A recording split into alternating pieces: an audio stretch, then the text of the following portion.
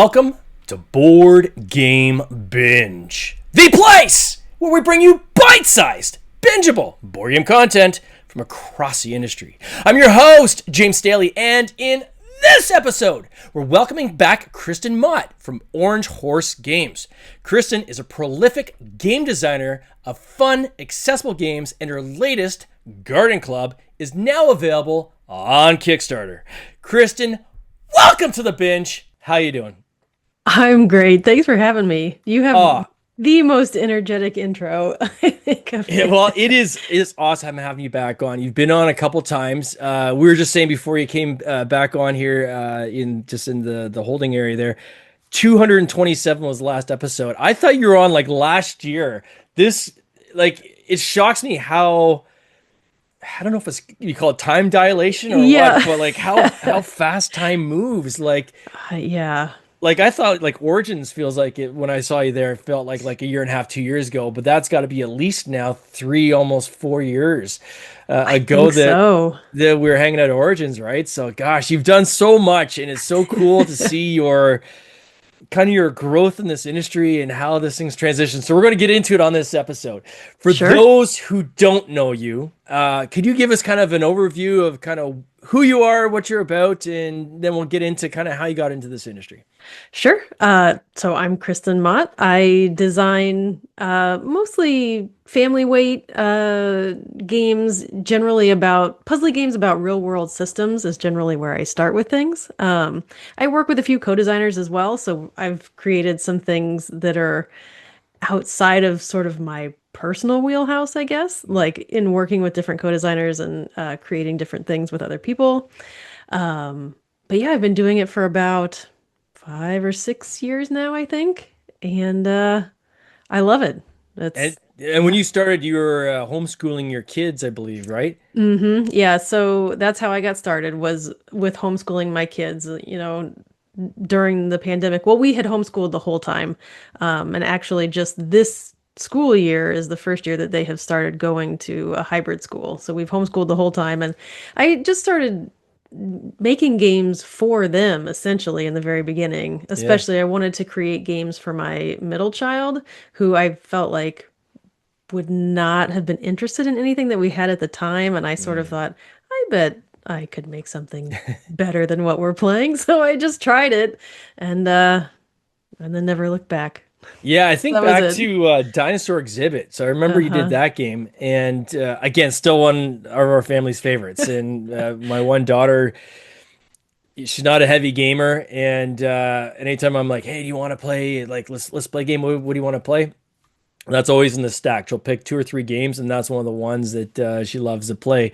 Just because, again, it's so relaxing and it's not too heavy, but there's enough kind of meat on there that there's some agency and some decision making and so forth. And it was cool to see kind of that's where it started. Now, how did you kind of line up with some of these other game designers that you're now working with? Like, is it just meeting them at conventions or online forums, or how did you guys kind of connect?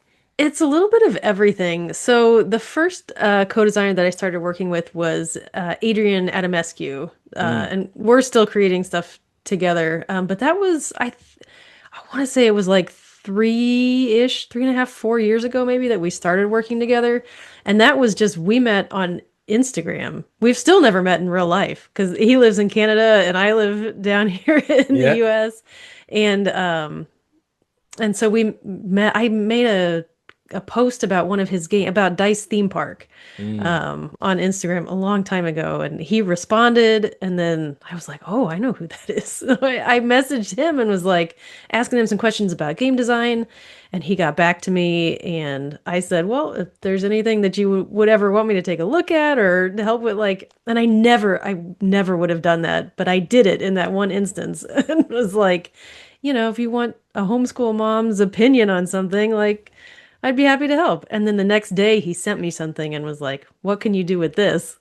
Oh, interesting. And so that's where we started working together. And then is it like a print and play? So he sends you the files, you print them out, and then are you like printing and creating things on your side too? Or like, how does that online kind of collaboration work? Sure. So that's how it was in the beginning. He would send me files and I would print them and then email them back. But then after a while of that, he was like, you need to start using Tabletop Simulator. And so he kind of taught me how to use it in the Oh wow. beginning, how to start with it. And so that's what we use now is uh, Tabletop Simulator all the time, And you know always. how to do the programming and things like that as well on Oh tabletop yeah. simulator? Yeah, yeah. The That's biggest challenge I found on that was creating the cards. Like I don't know why that was something I got hung up on when I first started using tabletop yeah. simulator is to get them to kind of look correct. And then once you figure it out, then it's actually quite easy, right? But it's Yeah. they and I think it's probably because of help documents that they say, oh, go and get these templates and upload them to the templates, but it's not super clear how you put them into the templates and the size of the Yeah. card and things like this, right? Yeah, especially things like custom dice. Sometimes I still have issues doing that. Yeah.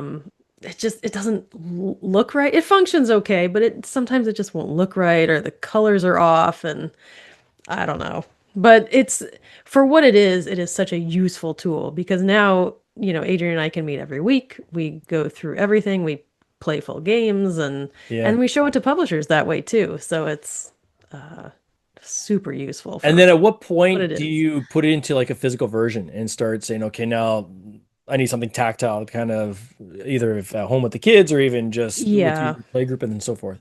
It depends on the game, but normally I will print something out, especially if I'm taking it to a convention. Like I need something so I can play Yeah. test it or show it to a publisher. But that's usually farther down the line when we know, okay, this is exactly what the game is going to be like, and there aren't going to be that many changes. Then I'll print it out and then I'll I'll make the copy for a convention.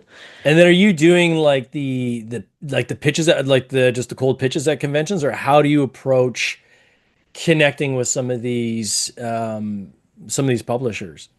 Yeah, and that depends too, because now I feel like I know enough people and I know enough publishers now that I can just email or text somebody and be like, would this be interesting to you? Would you be interested in something like this? But I still do cold email and like try to set up formal pitch meetings Pitches at and yeah. conventions too.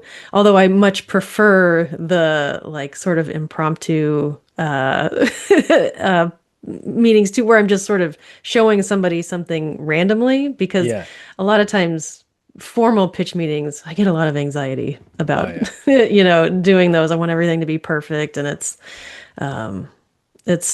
still a hard thing to do even after doing it for 5 years. Like, I don't know. Yeah, It's I think the equivalent I would say would be, or a good analogy would be like if someone's going for a job interview on sure. something that like that's posted, and so they're just a candidate comes in and they're part of like the funnel of people coming in versus Bob at such and such a company, and Bob's like, hey, we Yeah. got this position available. Can you come in and talk to our team? We think you might be a good fit. It's Very a different very, vibe, right? yeah, a very different feel. Yeah. So, And then for have you sure. gotten so and it's been so cool seeing your growth and your transition from the start to where you are now.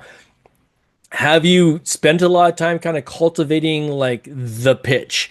Or do you have like a template now that you use for saying, okay, if I'm going to do a pitch just to kind of make this streamlined and consistent each time I do it, I'm going to follow this kind of format? Or how have you kind of systemized this, I guess, or created workflows? Yeah, it has certainly gotten better over Hmm. the years. And I've learned that it really needs to I mean, everybody says, well, it has to be short, it has to be concise, it has to keep the publisher's attention. When you are presenting this game, you want to sort of start with a very exciting overview of the games, Yeah. like so that you've got like this is what it does, this is how it does it, this is the hook, and this is why it's special and why you would want it. Yeah. But then you kind of get into, well, this is the detailed version of how the game plays. So you sort of have to start with that high level overview, go down into the details, but also not too many details because you don't want them to get hung up, especially depending on how heavy and complicated the game is. Yeah. In the details of it, you just want the publisher to understand this is what a turn would look like, and this is how a player would feel during the game. Mm. I think that's really important too, is like understanding how to convey the player experience of your game, which can be really difficult to convey, Yeah. in a setting like that, especially if you're not going to play a full game or something like that. Have you found that so far most of your themes are adopted the way they're presented, or have you got to that point yet where you've got publishers saying, "I love the game, we're gonna reskin it with a different theme"? That's only happened a couple of times. Mm, Generally, what if I sign a game, it generally stays with that theme. yeah, What I have run into is if I've pitched a game and publishers are like, that's too niche. It's not general enough for an audience, or we don't really like it. Then I think, okay, well, I should retheme it maybe, especially if I'm getting that type of feedback yeah, from several different publishers, then it needs to be changed and reworked to be yeah. something else. But How many generally, once it's signed, it doesn't change. how many games do you have now that have been published? So on my BGG, there are 12 Wow. listed, and I have a few more that aren't listed yet that are coming out this year. Wow. That's a quite a pace. Like for like so you're doing 4 games a year kind of a thing? Is that Roughly, well, let's see. There was one year, I think it was 2024 maybe, where I didn't have anything come out. Mhm.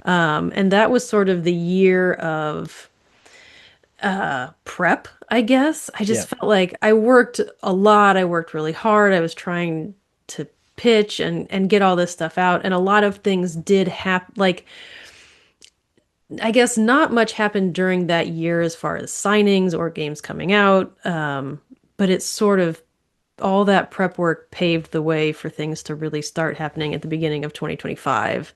Mm. And I think I'd have to look. I think I signed 7 or 8 games in 2025. And so then Wow. they start coming out like that at the end of 2025 and now this year. And yeah. And I forget who I was talking to. It's been in the maybe it was past year, maybe it was the year before. I can't remember. But it was another designer that was quite prolific. And we were talking about like the pitch, and you get to a point where you've done enough games with enough publishers that your Mhm. reputation kind of precedes you, right?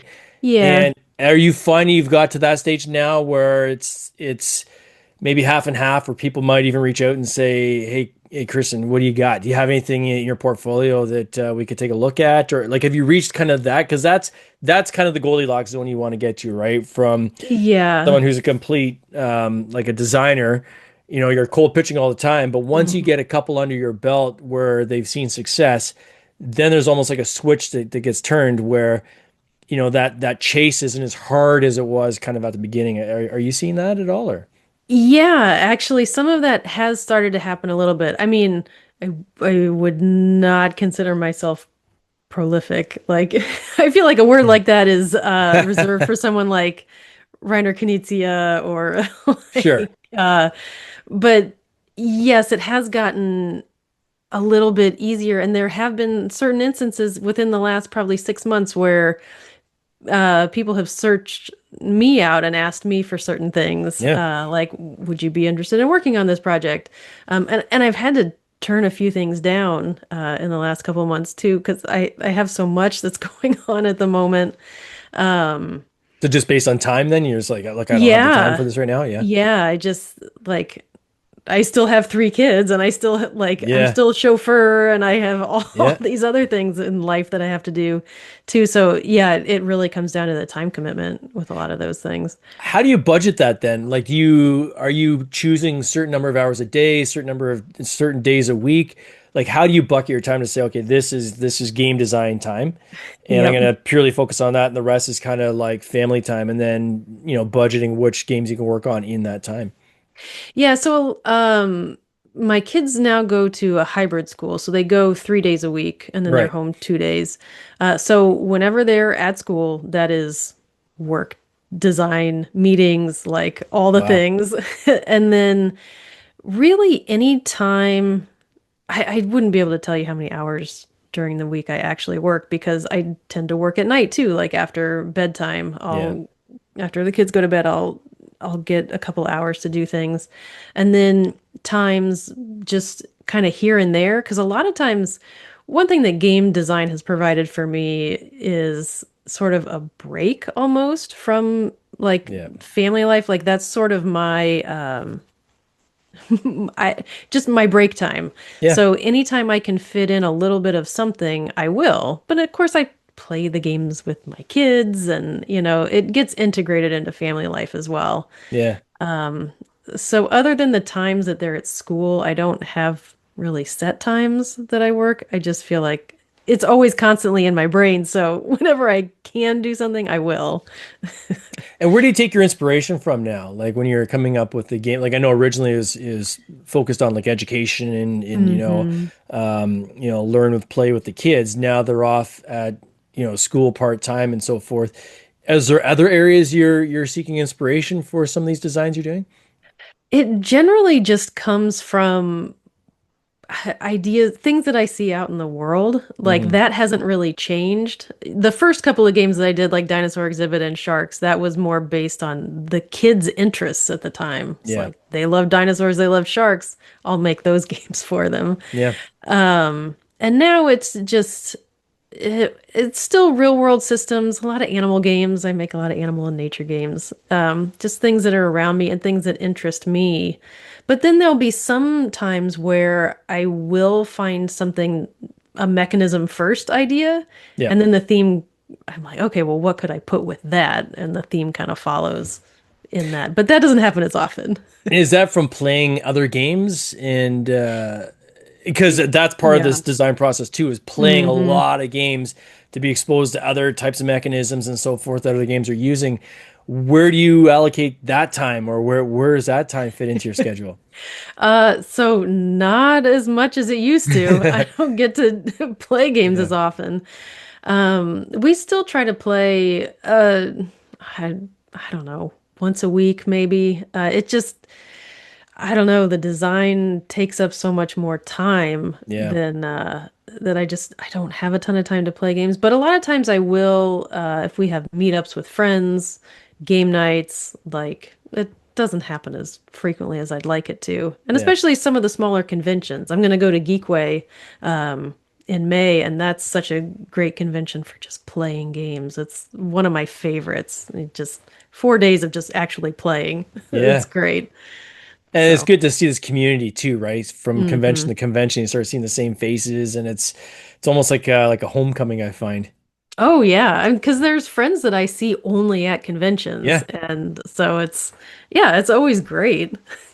I always find it weird, like where, because I have a lot of like what I call virtual friends, right? People in the industry I've Hmm. met that I've never physically seen in person. Sure. And it's kind of weird when you finally do see them in person. It's kind of like we've been talking, but it feels different now than it did like virtually. Like, do you get that sense Yeah. sometimes? Oh yeah, absolutely. And that's how we met, like Yeah. virtually, and then I we started well, it's only been a couple of conventions actually where I've seen you in person. Yeah. It's mostly through the internet. Yeah, through the internet, exactly. With the design, and we're going to get into Garden Club here in a second because again, it looks so awesome, and it seems to me, and I want to talk about this in a second as well, is you've kind of leveled up the complexity of some of the games you're working Hmm. on. But just visually, it's very beautiful. Where did Yeah. you like? Did you create some of the initial design, and then the publisher then took kind of the visual cues and went and did the artwork, or how did the kind of the art come about for that? And what do you use? Do you use like when you're doing your prototyping, are you using AI or using clip art, using Hmm. stock? Like, what do you use as part of the kind of development cycle? So starting with sort of my development and prototyping. So this game in particular is a co-design with Andrew Stiles. Yeah. And we created it, the game that we pitched to Chris Couch Games was just a card game. And Hmm. the cards, Andrew had actually made those. But when I create a prototype, I do everything in Canva. Like it's simple and maybe it's slower and not as great as some of the other programs, but I know it, so I can like do things in it and Yeah. create it. I generally will use clip art. Sometimes I'll use generated images through Canva if I really want to sort of get like the vibe of the game or the Yep. like how I generally would see the mood of the art being. I don't have a problem with that if it's in a prototype.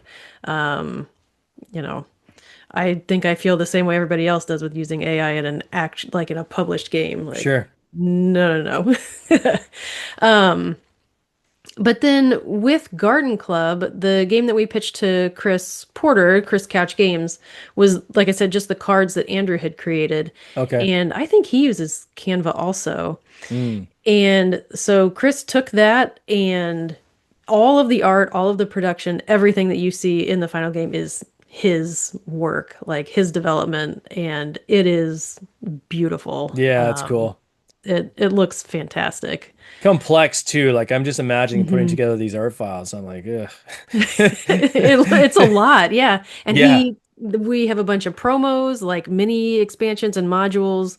And so there's a lot that comes with this game, Yeah. in the Kickstarter. And when you said Andrew, so that's Andrew Styles. We've had him on the Hmm. podcast as well. Another great game designer. I think Hmm. was it Wine Cellar is Yeah, his that's that I his. absolutely love that game. So how did you guys kind of split this one? Because there's Garden Club, and I'm showing on screen here for people that are going to be watching on the Okay. replay. There's Garden Club, then there's Pedal. So how do those two things kind of coexist, and like how did you guys kind of divide up the kind of the work on this? Sure. So, like when Andrew and I are working together, everything is pretty 50-50. Hmm. Somebody usually has the files, and if there needs to be a major change, like I had created the first files for that game, Yep. when it ended up, first thing was something way different than the card game that it ended up being. And then he took that idea and he created the cards that we actually ended up pitching to the publisher. Got it. And so when we pitched it to him, the card game was Pedal, essentially. Hmm. And so that is a smaller, more condensed version of Garden Club, where you're basically playing the game. The core loop is very similar in how you're drafting cards, putting them in this shared grid, and then you also are taking a second card that's going to be a multiplier for you for certain icons at the end of the game. Yeah. And you have your own personal objective card and all that. But then with Chris's development, we turned that game into an even bigger game, which is Garden Club.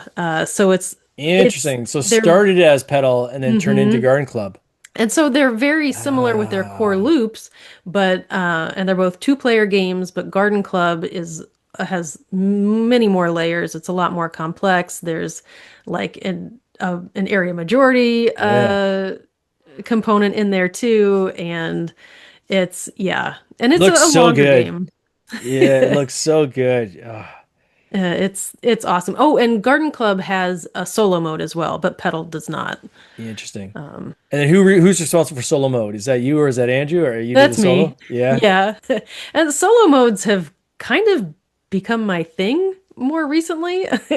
So I have another game that's on Kickstarter right now too. It's not my game, but I did the solo mode for it. Concrete Canvas. Oh, interesting. It's David Abelson's game, all about New York street art. It's a really cool game. Yeah. But I did the solo mode for that one, and then I'm also working on a solo mode for Chris Porter's other game, Holiday Hills, that didn't have a solo mode, and so now we're working And on what's your that. process for solo mode? Do you try to, I always love this question when I'm talking to people who do solo modes. Is it, are you trying to emulate the gameplay that you play in the multiplayer? Or do you ever take kind of the components and create a different game that's solo using the same components, but not necessarily reflective of the experience when you're in the multiplayer?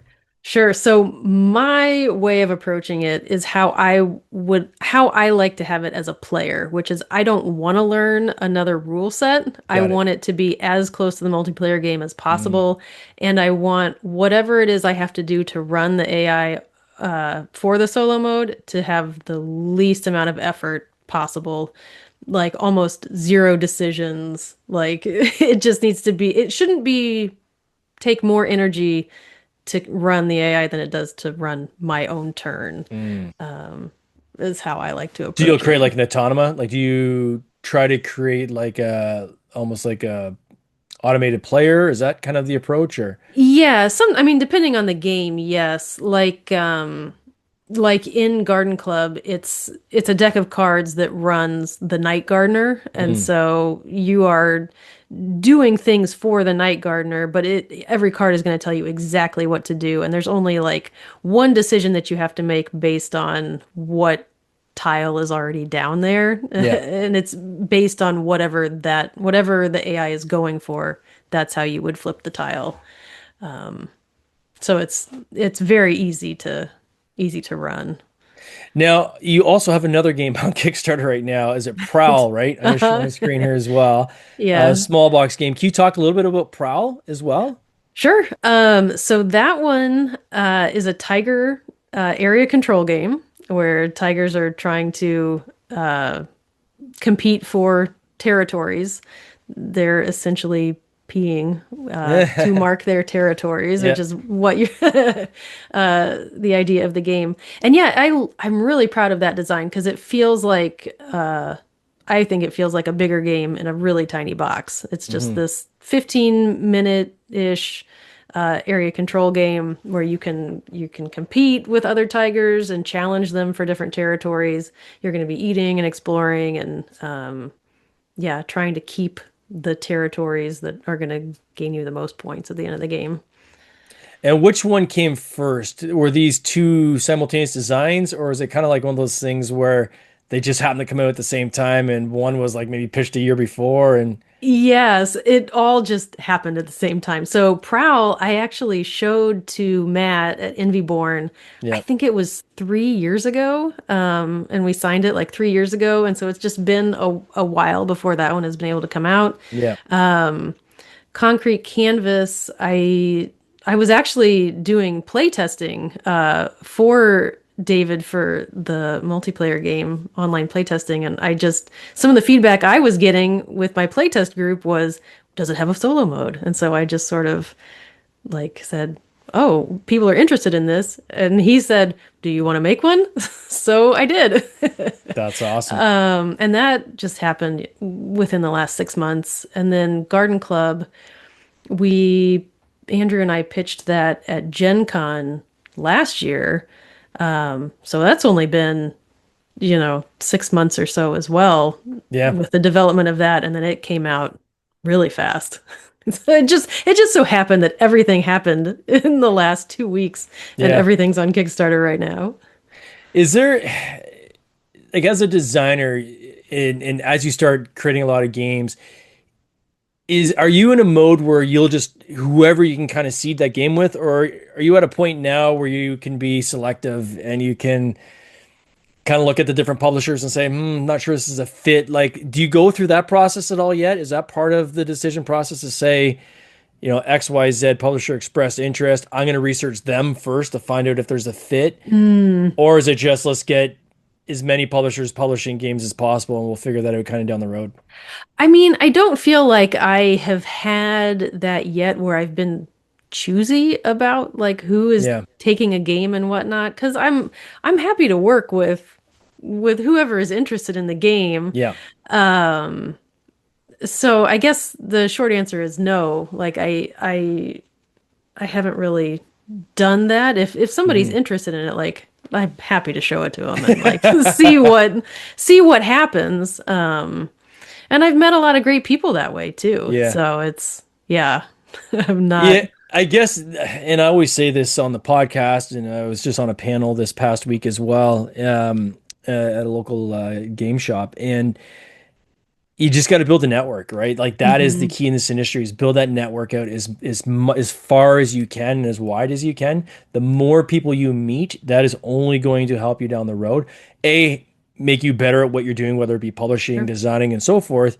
But B, you're going to have a question that you don't necessarily know how to answer. And there's enough of us now in the industry that it's kind of like none of us are as smart as all of us. I love that saying. I once had a boss say that to me, and it's so true, right? Like I'm still learning Yeah. every time I'm on an episode or I'm talking to someone, there's always a little something that I kind of log and say, okay, I didn't really know that, and Hmm. I'm gonna remember that, or I'm gonna reach out to that person when I have a question on X, Y, Z, because I'm sure they're gonna be able to help me out.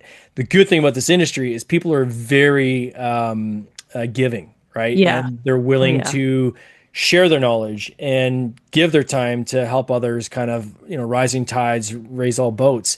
And Hmm. there's not many industries like that. So the fact that this one, we have this collective objective of everybody doing well, I think is Yeah. such a cool industry to be part of, right? It is. I have never been part of an industry that functions quite like this one does. Because Yeah. in general, you're right.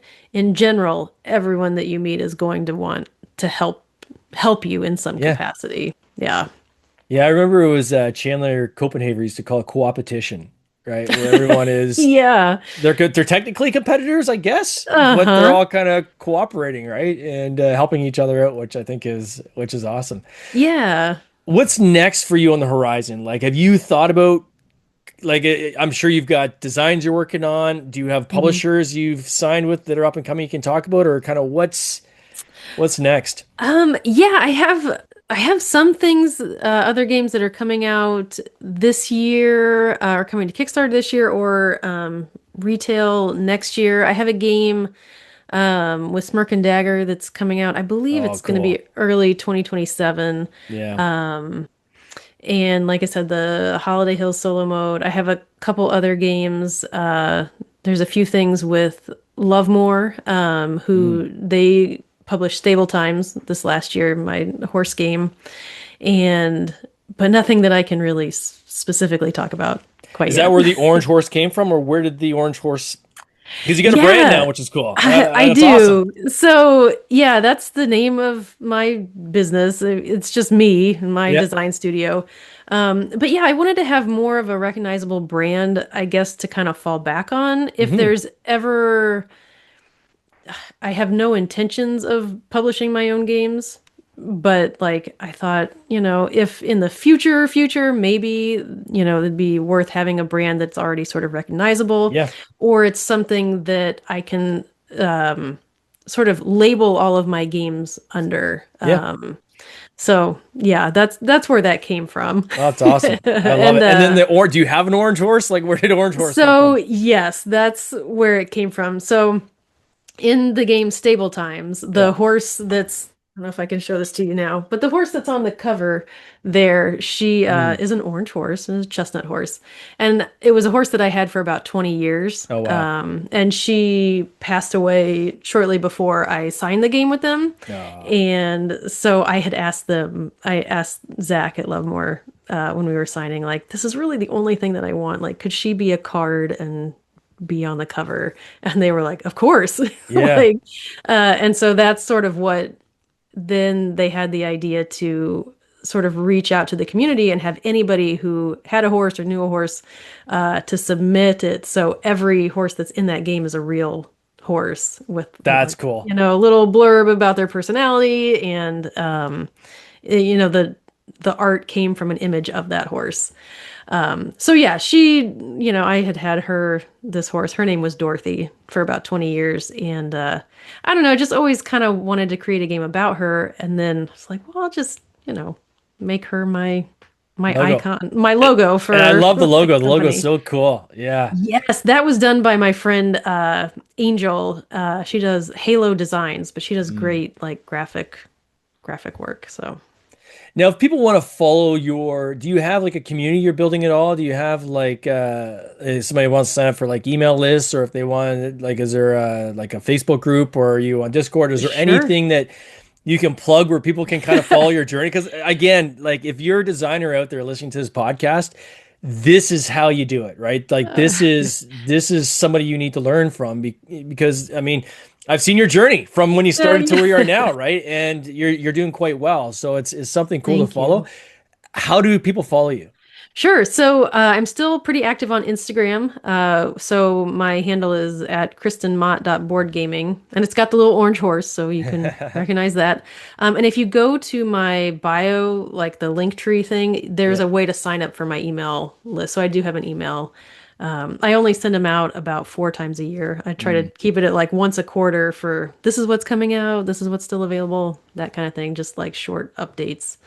And I'm on Facebook, so, but other than that, I don't have like, groups or community or anything like that, just the email. You're just buried in the design process. Yeah, that's right. Well, Kristen, I want to wish you all the best on this campaign. Thank you. I'll be watching both of them, so both Prowl and Garden Club.